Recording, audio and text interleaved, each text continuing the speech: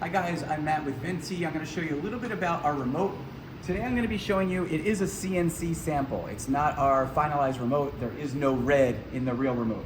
But I do want to show you the different remote functionality. And so right now there are 3 different modes. We have 3 power modes. The highest is 1500 watts. Then we've got 1200 watts and an 800 watt. If I want to set eco mode and set the temperature, I switch here to eco mode, and then I can just set the temperature.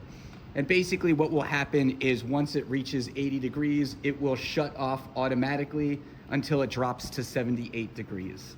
We also have a light setting here. On the sample I'm using here, we don't have it set here on the side, but basically there are 2 settings to the light and another mode for the timer. And so if I want to set this for, say, 2 hours as I'm falling asleep, and it'll shut off after 2 hours, I can do that. This actually goes all the way up to 12 hours.